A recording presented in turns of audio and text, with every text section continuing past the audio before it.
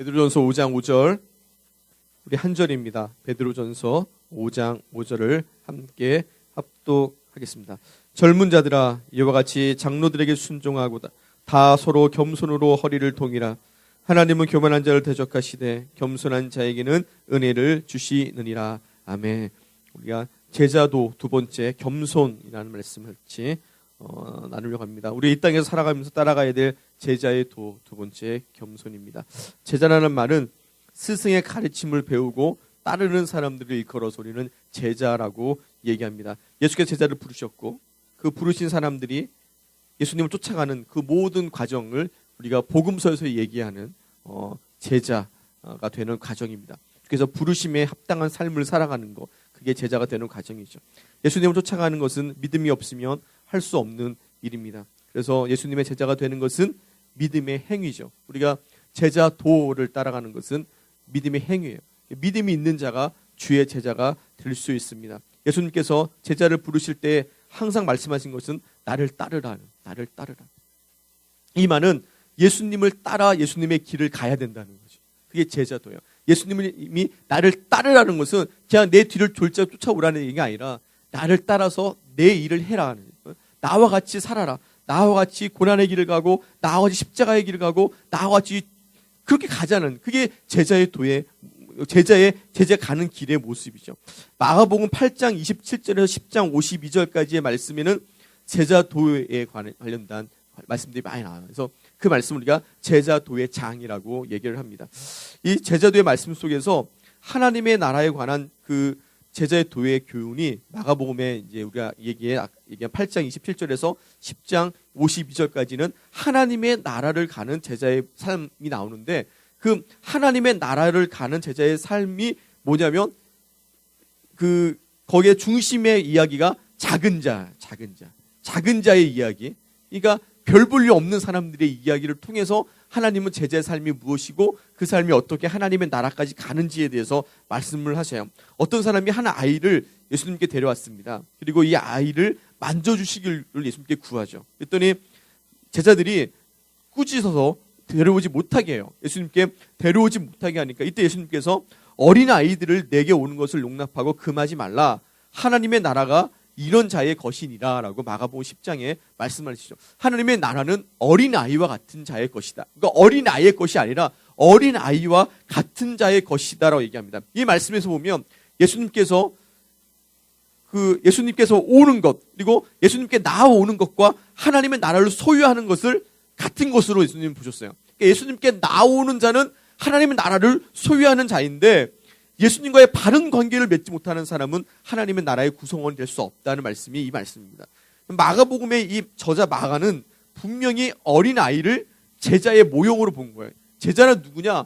어린아이와 같은 자가 제자다라고 얘기해주고 있죠. 마가복음 9장 42절에 또 누구든지 나를 믿는 이 작은 자 중 하나라도 실족하게 하면 차라리 연자맷돌을 목에 매어 바다에 던지는 것이 나으리라고 얘기했대. 이 작은 자, 이 소자라고 얘기하는 이 소자가 누구냐? 아까 위에서 얘기하는 어린아이와 같은 자를 얘기하는 거예요. 그러니까 어린아이와 같고 작고 별 볼 일 없는 자들 그렇게 얘기하는 거죠.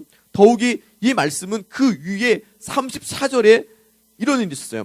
그들이 잠잠하니 이는 길에서 서로 누가 크냐 하고 쟁론하였습니다 라는 말씀이 있습니다. 이때 나오는 큰 자와 반대되는 개념이 어린아이의 개념이에요. 예수님의 제자 곧 하나님의 나라를 소유할 자의 모습은 이 말씀에 나오는 것처럼 그 어린아이처럼 겸손하며 이 12제자들처럼 지위나 명예를 구하지 아니하는 사람이 하나님의 나라를 소유할 사람이라는 거예요. 어린아이와 같이 겸손한 자, 어린아이와 같이 낮아진 자, 저 우리가 별 볼 일 없다 생각하는 손가락질하는 소자, 작은 자, 큰 자가 아닌 자 그런 자들이 하나님의 나라를 소유할 자다라고 얘기하고 그들이 나의 제자, 내게 나오는 자다. 내게 나오는 자는 하나님의 나라에 들어가는 그 하나님의 나라에 들어가는 그 자는 작은 자여야 된다라고 오늘 마가복음에 말씀하고 있습니다. 지난주에 우리는 섬김에 대해서 다시 말씀을 나눴습니다. 섬김의 도는 예수님께서 먼저 행하셨고 우리에게 본을 보여주셨습니다. 그리고 우리에게 따라오라고 명령하셨죠. 그 섬김과 함께 우리가 본받고 따라가야 될 또 다른 예수님의 도는 바로 겸손입니다. 하나님과 본체이신 분이 이 땅에 죄인으로 오신 그 모습이 바로 겸손의 극치를 우리에게 보여주고 계시죠. 마가복음 9장 33절부터의 말씀에 보면요, 제자들이 가버나움으로 가는 길에 다툼이 일어나요. 그래서 아마 예수님께서는 멀리 좀 떨어져 있었던 것 같아요. 다툼이 일어나니까 예수님이 가버나움의 한 집에 들어가서 제자들에게 물어봐요. 너희들이 길에서 논쟁한 것이 무엇이냐? 너희들이 길에서 무슨 얘기로 토론하였느냐? 근데 이게 토론하였느냐가 아니라 왜 싸웠느냐는 말이에요. 너희가 왜 저 길에서 왜 싸웠느냐 했더니 아무도 그거에 대해서 답을 못해요. 너무 창피하니까. 왜 그들이 창피한 짓을 했거든요. 아무도 답을 못하고 우물우물거리니까 예수님께서는 다 아셨죠. 그들이 왜 다퉜냐면 제자들의 서열을 매기려고 다툰 거예요. 누가 큰 자냐? 12명의 제자들 중에서 누가 큰 자냐? 항상 어떤 집단에는 큰 자와 작은 자가 있어요. 항상 어떤 집단에는 꼭 머리가 있어야 돼요. 근데 예수님의 12명의 제자들 중에는 머리가 없었어요. 그러니까 지네들끼리 누가 머리가 될 것인가 하고 싸움이 일어난 거예요. 나이가 많은 사람으로 할까요? 여러분 생각에는 누가 낫습니까? 나이가 많은 사람이 하는 게 나을까요? 아니면 좀 더 배운 사람이 하는 게 나을까요? 예수님 앞에 예수님이 먼저 부르신 자가 머리가 되는 게 나을까요? 아니면 예수님이 늘 함께 데리고 다녔던 베드로와 야고보와 요한이 머리가 되는 게 나을까요? 그들 다툼의 이유는 그거였어요. 어떻게 보면 우리가 이 별 볼일 왜 이런 거 갖고 다투냐 하지만 세상은 그렇습니다. 세상은 누가 높은 자에 오를까 하는 것이 자기의 목숨보다도 더 중요한 문제입니다. 차라리 예수님께서 이 12명의 제자들의 제자회를 만드시고 그냥 누구를 회장 삼으시고 또 누구를 총무 삼고 누구를 서기 삼고 그게 참 좋았을 거예요. 예수님이 그렇게 사람들을 딱 구별줘서 너는 회장에, 너는 부회장에, 너는 총무에 그렇게 했으면 좋았을 텐데 예수님은 그렇게 하지 않으셨어요. 그러다 보니까 그들 가운데 다툼이 일어나게 된 겁니다. 누구든지 예수님께서 그들에게 이렇게 얘기합니다. 누구든지 첫째가 되고자 하면 무사람이 끝이 되며 무사람을 섬기는 자가 되어야 하리라. 너희가 지금 다투는 이유를 내가 안다. 내가 너희가 왜 다투는지 아는데 너희가 먼저 되려고, 너희가 먼저 높은 사람이 되고 머리가 되려고 다투지 않았냐. 그러나 내가 너희에게 도를 얘기해 주겠다. 그 도는 무엇이냐? 너희가 먼저 되려면 맨 끝이 되라. 너희가 머리가 되려면 맨 밑이 되라. 그것이 너희가 높아지는 방법이라고 얘기하시는 거죠. 그러다가 그 얘기를 마치신 후에 어린아이를 하나 데리고 오셨어요. 그리고 제자들 가운데 그 아이를 세웠습니다. 이 아이를 예수님이 안아주셨어요. 안고 얘기합니다. 누구든지 내 이름으로 이런 어린아이 하나를 영접하면 곧 나를 영접하며 누구든지 나를 영접하면 나를 영접함이 아니고 나를 보내신 아버지를 영접합니다. 이 아이를 가슴에 안고 이 아이를 영접해라. 이 아이를 너희가 영접하면 그것이 나를 영접하는 거다.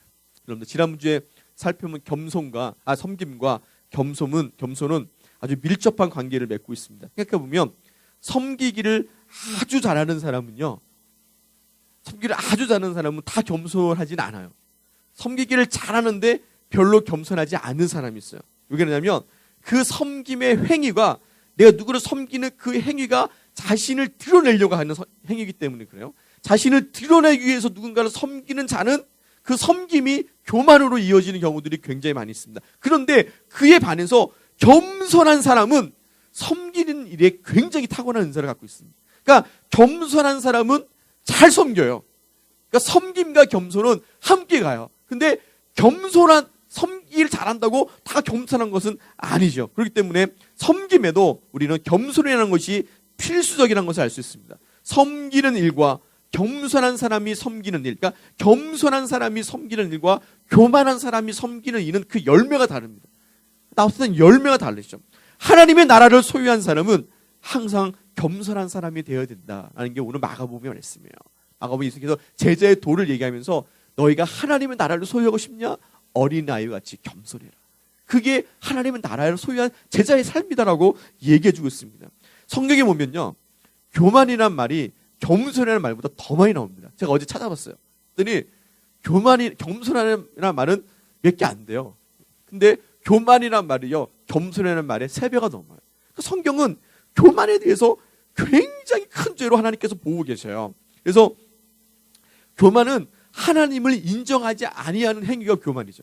하나님을 인정하지 않습니다. 잠언서 6장 17절의 말씀 보면은 하나님이 미워하시는 죄 17가지, 하나님께서 미워하시는 죄에 대해서 얘기해 주시는데 뭐라 하냐면 여호와께서 미워하시는 것 곧 그의 마음이 싫어하시는 것이 있다. 그게 한 7개, 8개 되는데 하나님이 정말 싫어하는 죄 7개, 8개 중에 제일 첫 번째 말이 뭐냐면 너희의 교만한 눈이다. 너희의 교만한 눈과 거짓된 혀와 무지한 자의 피를 흘리는 손과 악한 괴기를 꾀하는 마음과 빨리 악으로 달려가는 발과 거짓말하는 망령된 증인과 또 형제를 이간질하는 것이다. 그것이 하나님이 싫어하는 죄다. 이 모든 죄가 뭐냐면 교만에서 나오는 죄인 거예요. 교만에서. 인간이 교만해서 내 교만한 눈은 마음의 문이 있지 않습니까? 내가 교만하게 보는 거, 모든 것을 내 교만의 시각으로 모든 것을 보는 거예요. 내 교만한 마음으로 모든 것을 보는 거예요. 내가 높아지지 않으면 안 되고, 내가 대접받지 않으면 안 되고, 내가 사람들 칭찬받지 않으면 안 되는 그 마음으로 나가는 그 모든 것이 하나님은 그게 죄다. 내가 싫어하는 것이다. 내가 미워하는 것이다라고 말씀하고 있습니다. 유다 왕 중에 우시아라는 왕이 있었습니다.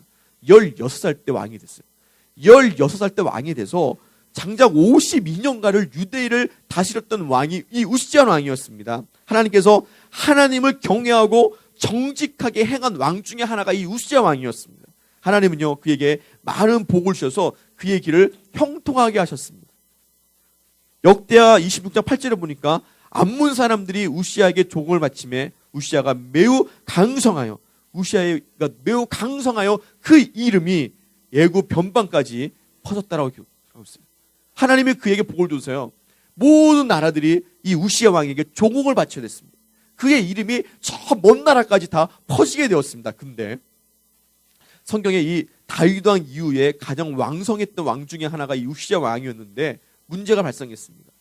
그가 하나님께 복을 받아서 강력한 군주가 되고 나서 그의 마음속에 교만한 마음이 싹트기 시작한 거예요. 그래서 16절에 보니까 그가 강성하여짐에 그 마음이 교만하여 악을 행하여 그의 하나님 여호와께 범죄하되 그 하나님의 성전에 들어가서 향단에 분향하려 한지라. 하나님의 성전에 향단의 분향은 제사장이 해야 될 일이죠. 구별된 백성 제사장들이 해야 되는데 그 일을 왕이 하는 거예요. 이유가 없어요. 왜 왕이 했는 이유가 없어요. 왜 하냐면 자기가 너무 강력한 왕이 되니까 모든 사람이 해야 될 일들을 자기가 다 하고 싶은 거예요. 그러니까 하나님께 제사하는 일도 필요가 없는 건 내가 하면 되는 거예요. 왜? 하나님 나를 제일 사랑하는 줄 아니까. 이 우시아 왕이 하나님은 자기를 제일 사랑하는 줄 알았어요. 자기가 교만해져서 자기가 하지 말아야 될 일까지 손을 뻗치게 된 거죠. 그래서요 하나님이 세우신 질서를 무시해버리고 말았습니다. 하나님에게 제사를 지내는 일, 제사장들이 해야 될 그 일 우스웠습니다. 내가 해도 상관이 없다고 생각했어요. 제사장 아사랴가 뒤로 쫓아 들어갔습니다. 제사장들이 쭉 쫓아갔어요. 그래서 말려요. 우시아 왕이요, 여호와께 분향하는 일은 왕이 할 바가 아닙니다. 오직 분향하기 위해서 구별함을 받은 아론의 자손들이 해야 할 그 일입니다. 어서 성소에서 나가십시오. 왕이요 범죄하지 마십시오. 하나님 여호와께서 영광을 받지 않으실 겁니다. 막 말려했더니 이 우시아 왕이 아나부인격으로 무시해버렸어요. 이 제사장의 얘기를 무시해버리고 19절에 보니까 우시아가 손으로 향로를 잡고 분향하려 하다가 화를 내니 그가 제사장에게 화를 낼 때에 여호와의 전 향단 곁에 제사장들 앞에서 그의 이마에 나병이 생긴지라. 그 우시아 왕이요 제사장들에게 화를 내는 그 순간에 그의 얼굴에 문둥병이 쫙 퍼지기 시작합니다. 여러분들 교만한 사람의 특징이 무엇이지 아십니까? 교만한 사람의 특징은요 화를 잘 냅니다. 화를 잘 내는 사람은 교만합니다. 교만한 사람은 대부분 화를 잘 내는 게 아니라 교만한 사람은 항상 화를 잘 내요. 화를 잘 내는 사람은 다 교만한 사람. 왜냐하면 겸손한 사람은 마음이 온유하기 때문에 화를 잘 안 내요. 겸손은 온유해요. 마음이 부드럽단 말이죠. 마음이 부드러운 사람이 겸손한 사람이에요. 그렇기 때문에 겸손한 사람은 화를 잘 안 내요. 교만한 사람이 화를 잘 냅니다. 앤드류 머레이라는 사람이 이렇게 겸손을 표현했습니다. 겸손은 아무도 나를 칭찬하지 않더라도 그리고 내가 멸시나 책망을 받더라도 늘 마음에 평정을 유지하는 것이다. 남이 나에게 욕을 하고 남이 나에게 칭찬하지 않아도 또 혹이나 칭찬하더라도 내 마음이 평정을 유지하는 것이다. 겸손한 자는 자기에 대해 아주 낮게 생각하는 사람이 아니라 겸손한 자는 자신에 대하여 전혀 생각하지 않은 사람입니다. 나에 대해 전혀 생각하지 않는 사람입니다. 자신을 잃어버린 사람, 그 사람이 바로 겸손한 사람이다. 자신을 잃어버린 사람, 바로 십자가에 죽은 사람입니다. 십자가의 죽음을 맛본 사람, 내가 십자가에 죽은 사람, 십자가에서 내가 못 박힌 사람은 내가 죽었기 때문에 그 사람은 예수와 함께 내 자아가 십자가에 못 박혔고 내 교만이 십자가 못 박혔기 때문에 겸손해질 수밖에 없습니다. 여러분들의 삶이, 여러분들의 자아와 욕심과 교만이 십자가에 못 박혀질 수 있기를 간절히 축복합니다. 그래서 내 마음이 늘 겸손한 거예요. 교만할 수 없는 거예요. 무디 목사님이 한 지역에서 전도 집회를 열었어요. 근데 그 지역 신문에서 무디 목사님을 비난하는, 아주 신랄하게 비난하는 기사가 올라왔습니다.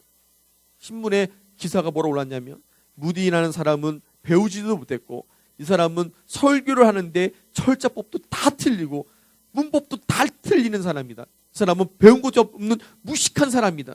설교를 아주 우습게 여기는 배우지 못한 사람이라고 기사를 냈습니다. 무디의 동료들이 막 흥분했어요. 무디의 제자들이 흥분했습니다. 가만히 있으면 안 될 것 같아서 이 신문사를 고소하려고 결정을 내고 고소하기로 했습니다. 그때 이 무디 목사님이 이렇게 말을 했다고 그래요. 여보게들, 그냥 내버려 두게나. 저 사람들이 나를 잘 몰라서 그래. 저 사람 나를 잘 몰라서 그러지, 나는 신문에 난 것보다 훨씬 더 나쁜 사람이야. 나는 신문에 난 것보다 훨씬 나쁜 사람인데, 더 악한 사람인데 저 사람들이 몰라서 그렇게 된 거야. 여러분, 그게 바로 무디의 겸손인 거죠. 무디의 겸손입니다. 제가 예전에 한경진 목사님에 대한 이야기를 우리 교수를 통해서 들었어요. 그 교수님이 캐나다에서 목회를 할 때에 그 캐나다 그 교회 한경진 목사님 손녀가 나왔대요. 손녀 딸이, 그러니까 권사님이셨는데, 근데 그분이 이런 얘기를 하더래요. 어느 날 한경진 목사님하고 사모님하고 싸움이 난 거예요. 어떻게 싸움이 났는데, 어떻게 싸움 말다툼을 하다가 글쎄 그 한경진 목사님 사모님이 뭘 던졌는데 이 목사님 얼굴에 팍 맞아버린 거예요. 그러니까 이 목사님이 딱 맞으시고 밖으로 나가시더래요. 나가시더니 거실에 앉아가지고 밤새 계시더니, 그러니까 이 사모님이 얼마나 놀랬겠어요. 어떻게 잘못해가지고 이게 던졌는데 이 목사님 얼굴에 맞았으니. 그러니까 이 목사님이, 사모님이 걱정스러워가지고 사모님 방에서 못 나오고 목사님은 거실에서 가만히 앉아있는데 아침이 됐대요. 아침 되니까 목사님이 방을 문을 탁 열고 들어오더니, 여러분 어떻게 했겠어요? 손자가 또 어떻게 했겠습니까? 뭐 더 센 걸로 집어넣는가 해야 되는데, 이 목사님이 다 앉더니 이 사모님 손을 딱 잡고 그러더래요. 여보, 내가 미안해. 그러더래요. 여보, 내가 미안해. 그 얘기를 이 목사님 듣고 너무 감동했다는 거예요. 그게 겸손이에요. 정말 겸손은 가까운 자에게 행하는 거예요. 정말 겸손은요, 정말 가까운 자에게 행하는 거예요. 남에게는 겸손한 척할 수 있어요. 근데 정말 가까운 자에게 행하는 게 진정한 겸손인 거죠. 진정한 겸손입니다. 여러분들, 그래서 우리가 한경희 목사님을 뭐 한국에서는 가장 그런 신실하신 종으로 보지 않습니까? 여러분들, 우시야 왕이 화를 내자 하나님은 즉시 하나님이 그에게 나병을 내리셨습니다. 그리고 죽는 날까지 나병 환자가 되어서 죽어서도요, 유대의 왕들이 들어가지는 묘실에 들어가지 못했어요. 문둥 환자이기 때문에, 나병 환자이기 때문에 그 묘실 옆에다가 장사를 지내야만 했습니다. 우리 조상인 아담과 하와가 선악과를 따먹었고 범죄한 것도 그들의 교만 때문이지 않았습니까? 하나님이 지어주신 부족함이 없는 에덴 동산에서 주인으로 살면 됐는데 그들은 하나님의 영역까지 넘보게 되었어요. 선악과를 먹으면 하나님처럼 된다는 사탄의 속임이 넘어가서 그들을 범죄를 했습니다. 인류의 최초의 죄가 교만으로부터 왔습니다. 인류가 최초로 죄를 진 게 교만 때문이었어요. 사탄은 계속해서 이 교만이라는 무기를 통해서 우리를 넘어뜨리려 하고 있습니다. 교만은 나를 나타내려고 하는 거예요. 나를 나타내기 위해서 살아가는 것이 교만이죠. 하나님께서 이 교만이라는 죄를 얼마나 미워하시는지, 이 교만이라는 것을 얼마나 미워하시는지 우리가 바울을 통해서 볼 수 있어요. 바울을. 그럼 사도 바울처럼 신실한 자가 어디 있습니까? 사도 바울처럼 주를 위해서 죽고자 결심한 자가 어디 있습니까? 그런 자가, 바울에게는 심각한 병이 있었어요. 그걸 그는 가시라고 얘기합니다. 치료할 수 없는 병에 걸려, 불치의 병에 걸려서 그는 사람에 됐습니다. 얼마나 그 고통이 심했는지 바울은 3번씩이나 하나님께 내 병을 고쳐달라고 기도했지만 하나님은 고쳐주지 않았습니다. 하나님은 그를 치료해주지 않았습니다. 참 아이러니하게 바울은 모든 사람의 병을 다 고쳤습니다. 바울은 가는 곳마다 예수님의 능력을 입어서 모든 사람의 병을 고쳤습니다. 어떨 때는 죽은 사람을 살리기까지 됐습니다. 죽은 사람을 살리는 그가, 모든 사람의 병을 고칠 수 있는 그가 자기의 병을 고치지 못했어요. 아무리 기도해도 그의 병이 낫지 않았습니다. 바울은 그 사실에 대해서 이렇게 고백합니다. 여러 계시받은 것이 지극히 크므로 너무 자만하지 않게 하시려고 내 육체에 가시고 사탄의 사자를 주셨으니 이를 나를 쳐서 너무 자만하지 않게 하려 하십니다. 내가 왜 이런 고통을 당하고 있는지 아느냐? 하나님이 나에게 내가 자만하지 않게, 내가 교만하지 않게 하기 위해서 나에게 가시가 있다는 거예요. 나의 가시. 하나님은 바울이 평생 그 가시로 고통받는 그것이 하나님께 교만해져서 버림을 받는 것보다 낫다고 여기신 거예요. 차라리 바울이 고통받고 바울이 육신의 고통으로 사는 그것이 낫다. 너가 교만해져서 내게 버림을 받는 그것보다 너에게 가시가 있는 것이 낫다는 거예요. 바울이 그랬겠죠. 바울이 교만해지려고만 한다 할 때 하나님은 그의 가시가 그에게 고통을 줬을 거예요. 아, 이런 내 질병 하나 못 고치는 내가 하나님이 나에게 주신 이 병, 이 고통, 이거 하나 해결할 수 없는 내가 어떻게 교만할 수 있겠냐. 는 그는 그런 생각으로 살았을 겁니다. 바울은 너무 큰 계시를 받았어요. 너무 큰 은혜를 받았습니다. 그는 하나님의 나라도 갔다, 천국도 갔다 왔습니다. 그는 너무 큰 은혜를 입었기 때문에 너무 큰 은혜를 입을수록 그는 교만해질 수 있는 환경에 위험에 늘 노출되어 있었습니다. 그런데 그가 교만해질 수 없는 이유는 그거였어요. 그것이 바로 그의 가시 때문이었습니다. 가시에 자기의 고통스러운 가시가 그로 하여금 늘 겸손하게 만들었습니다. 처음에는 그 가시가 부끄러웠을 겁니다. 다른 사람들의 병을 다 치료받는데 자기는 그것도 고통받는 그 모습이 얼마나 창피했겠습니까? 그런데 그것이 하나님의 은혜라는 것을 알게 되자 그는 이렇게 고백합니다. 그러므로 크게 기뻐함으로 나 여러 약한 것에 대하여 자랑하니니 이는 그리스도의 능력이 내게 머물게 하려 함이라.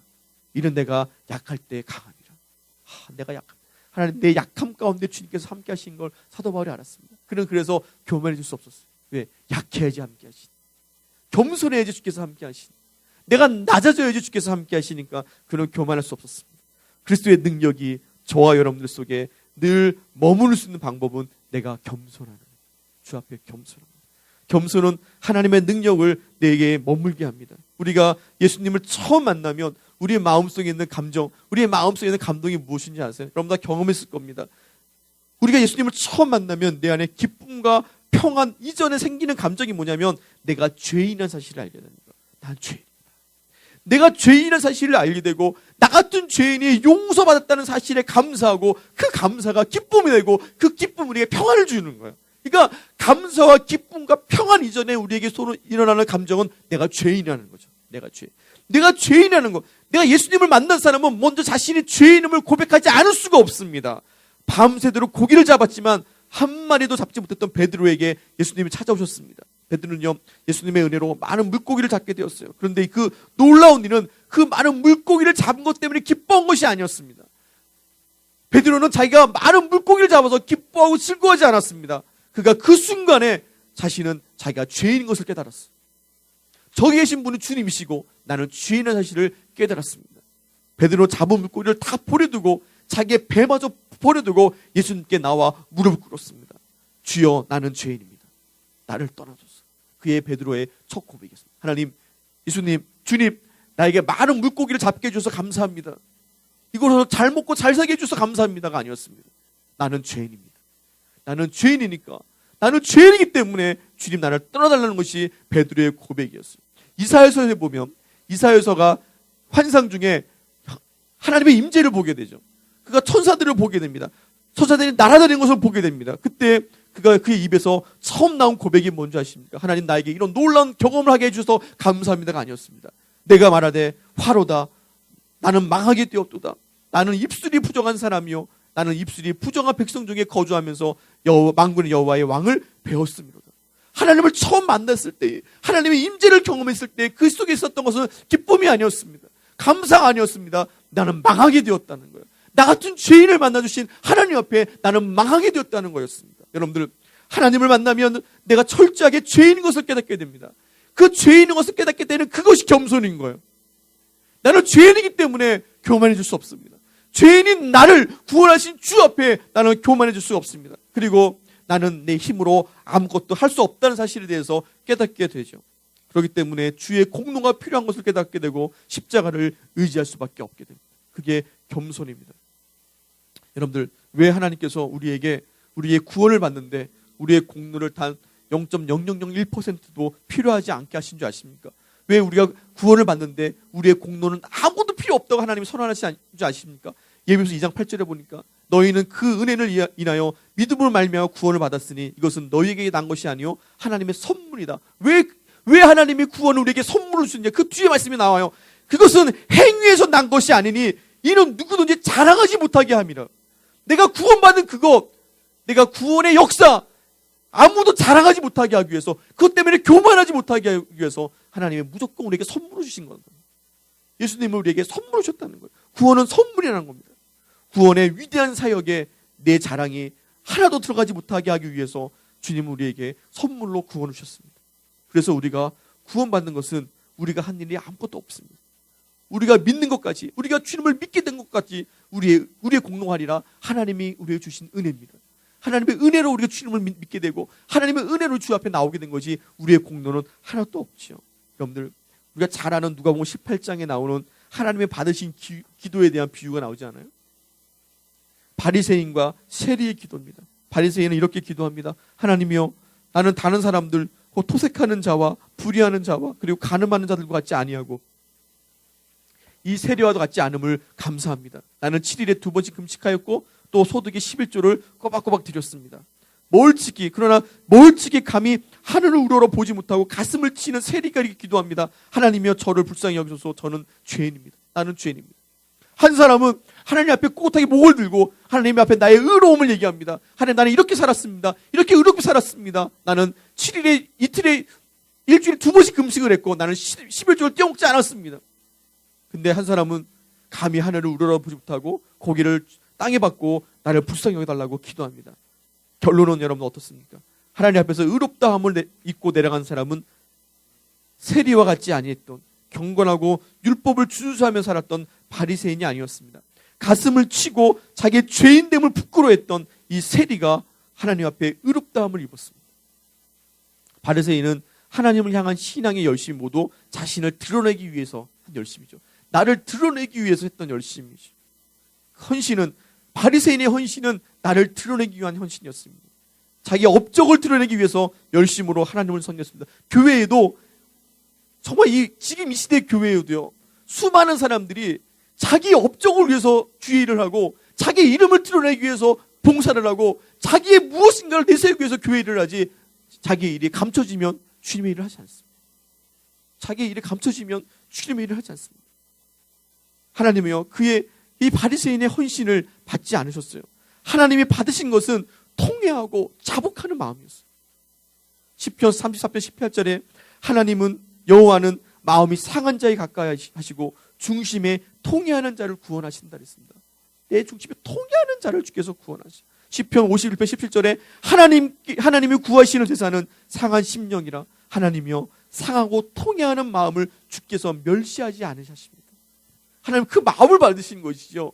내 행위를 받으신 게 아니죠. 세리는 하나님께 나와서 자신의 죄인의 모습을 자복했습니다. 통회했습니다.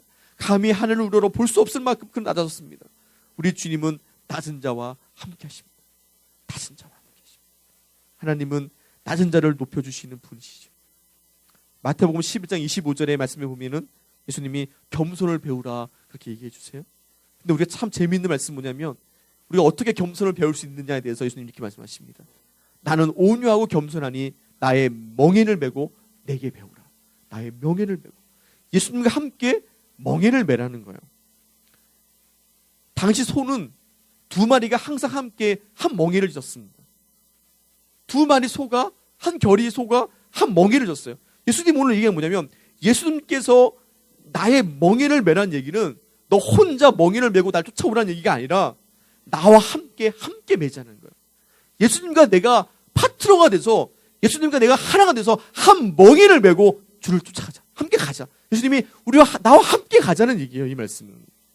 예수님이 가는 곳에 함께하고 예수님이 거하는 곳에 함께 거하자는 말입니다. 그것이 제자의 도예요. 제자의 도는 예수님과 함께하는 거예요. 함께 그에게 배우는 거예요. 근데 함께 그에게 배우는 게 무엇이냐? 온유와 겸손이다. 나를 통해 온유와 겸손을 배워라. 나와 함께 메고, 나랑 함께 메고, 나랑 함께 멍에를 메고 이 땅을 정복하자는 게 아니었습니다. 나랑 함께 명예를 메고 이 땅에 사탄을 멸하자는 것이 아니었습니다. 너는 지금 나랑 함께 메고 성령의 능력을 행하는 것이 아니라 나랑 함께 메고 겸손과 온유를 배워라. 먼저 겸손하고 온유를 배우자. 그게 주와 함께하는 첫 번째 목적이라는 거예요. 그게 제자의 첫 번째 이유라는 거예요. 우리는 주의 제자가 돼서 능력을 행하기를 원합니다. 주의 제자가 돼서 내가 기도하며 하늘에서 마귀가 떨어지는 걸 보고 싶습니다. 근데 주께서 우리에게 원하시는 것은 먼저 온유하고 겸손해라. 이스라엘의 첫 번째 왕은 겸손해서 뽑힌 사울 왕이었습니다. 그는 사람들이 왕으로 세울 때에 짐 속에 숨어버릴 만큼 순수하고 겸손한 사람이었어요. 그가 이렇게 얘기합니다. 나는 이스라엘 중에 가장 작은 지파, 가장 미약한 자입니다. 왜 나를 택하셨습니까? 그렇게 고백할 정도로 그는 겸손했습니다. 근데 그가 왕이 되자 아까 우시야 왕처럼 그는 교만해지기 시작합니다. 하나님의 명령을 우습게 여기기 시작합니다. 하나님 앞에서 여러분들 교만해서 살아남은 자는 한 사람도 없습니다. 성경에 교만해서 끝까지 잘 된 사람이 없어요. 그건 여러분들 믿지 않는 자와도 마찬가지예요. 성경에 보니까 믿는 자만 교만을 망하는 것이 아니라 믿지 않는 자, 이방인들도요, 하나님 교만한 자를 가만두지 않으시다. 다른 거는 모르겠어요. 다른 거는 하나님이 이렇게 믿는 자 안에서 우리에게 가르쳐 주시는데 이 교만은 믿지 않는 자도 하나님께 가만두지 않으세요. 여러분들 보세요. 사도행전 12장에 나오는 헤롯이라는 왕은요, 교만했어요. 그는 사람들이 그를 막 칭송해 주니까 자기가 하나님이 된 줄 알았어요. 하나님이 됐다 했겠고 모든 사람이 칭찬받고 교만해진 그가 어떻게 죽습니까? 벌레 먹어 죽어요. 벌레 먹어. 자신이 죄라고 생각했던 그 왕이요, 눈에 보이지 않는 벌레 때문에 죽어요. 하나님 보여주시는 거예요. 그 비록 선택받지 못한 이방인이었지만 그에게 보여주시는 거예요. 야, 이놈아, 네 교만이 얼마나 죄된 것이 아느냐. 너는 벌레만도 못하다는, 우리가 벌레만도 못하다고 알려주시는 겁니다. 그 위대한 왕도 벌레 먹어 죽습니다, 여러분들. 느부갈네살, 바벨론의 느부갈네살 왕은요, 교만하다가 7년 동안 짐승처럼 미쳐서 삽니다. 7년 동안 짐승의 모습으로 살다가 죽어요. 애굽도 모압도 하나님은 그들의 교만으로 그 나라를 다 멸해버렸습니다. 교만은 믿지 않는 자들도요, 하나님 멸하셔요. 교만한 자. 오늘 본문은, 오늘 우리가 읽은 말씀이요, 베드로의 간절함이 묻어있는 말씀이에요. 베드로처럼 파란만장한 삶을 살았던 사람이 어디 있겠습니까? 그의 모든 인생에서 깨달은 것이 있었습니다. 그가 그의 모든 인생을 통해서 마지막으로 우리에게 권면하신 말씀이 뭔지 아십니까? 5장에 있는 처음에 장로들을 향한 말씀이에요. 장로들이 주신 말씀이 결론이 이렇습니다. 맡은 자에게 주장하는 자세로 하지 말고 양무리의 본이 되라.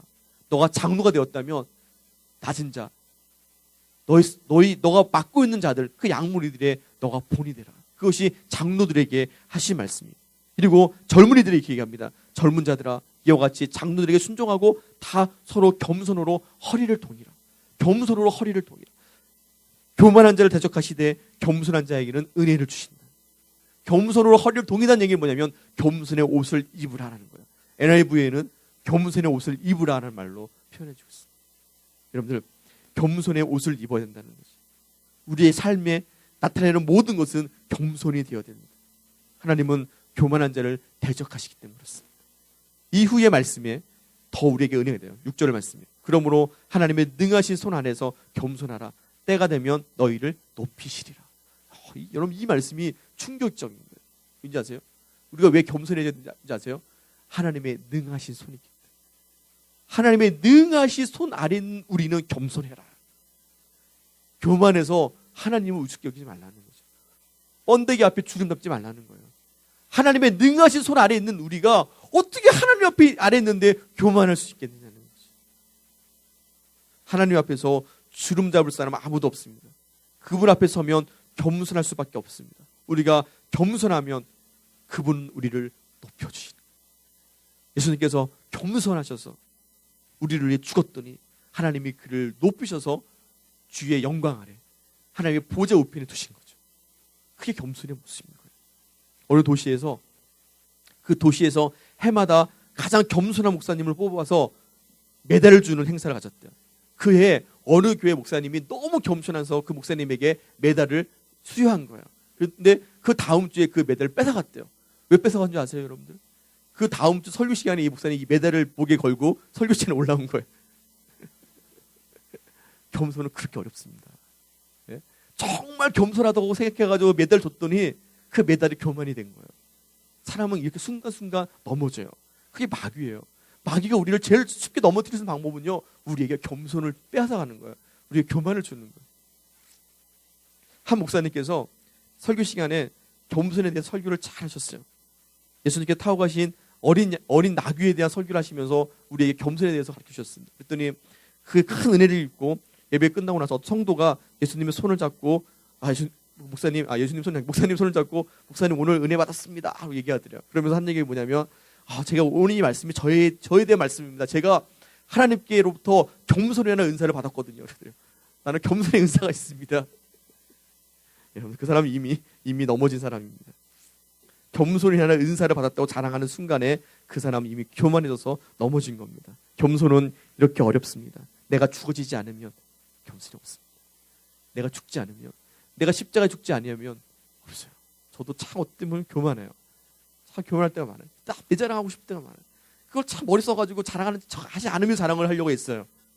남들에게 겸손한 척하면서 자랑합니다. 참 교만해요. 여러분들, 우리의 모습이 그렇습니다. 성경은 우리에게 끝까지 겸손했던 사람과 교만해서 멸명한 사람들의 모습을 너무 확실하게 보여주고 있어요. 아담도 교만해서 넘어졌습니다. 다윗도 교만하는 순간에 넘어졌습니다. 솔로몬도 그랬습니다. 예수님의 제자들은 서로 잘났다고 지금 싸우고 있습니다. 바울은 교만하지 않도록 하나님께서 자기에게 가시를 준 것이 은혜라고 생각했습니다. 사랑하는 성도 여러분, 주의 제자이십니까? 그러면 주의 멍에를 메고 주를 따라가십시오. 그것은 근본 하나님의 본체시나 하나님과 동등됨을 취하지 아니하시고 도리어 자기를 비워 종의 형체를 가지시고 죽기까지 복종하신 겸손, 그것이 우리가 따라가야 될 제자의 도입니다. 겸손한 주를, 겸손의 왕을 따라갈 수 있기를 간절히 원합니다. 우리를 통해서 우리가 아니라 하나님은 홀로 영광 받으시기를 간절히 원합니다. 기도하겠습니다.